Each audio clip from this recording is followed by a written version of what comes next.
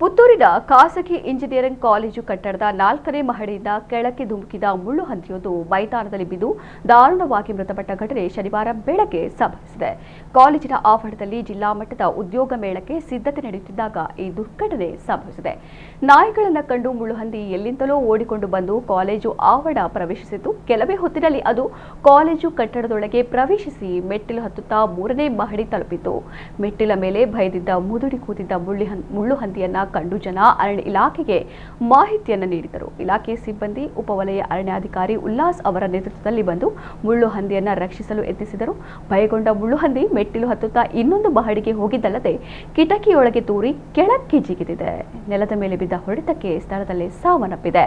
ಈ ಬಗ್ಗೆ ಪ್ರತಿಕ್ರಿಯೆ ನೀಡಿದ ವಲಯ ಅರಣ್ಯಾಧಿಕಾರಿ ಕಿರಣ್, ನಿಯಮ ಪ್ರಕಾರ ಪೋಸ್ಟ್ ಮಾರ್ಟಂ ಮಾಡಿ ಅಂತಿಮ ಸಂಸ್ಕಾರ ನಡೆಸಲಾಗಿದೆ ಎಂದು ತಿಳಿಸಿದ್ದಾರೆ.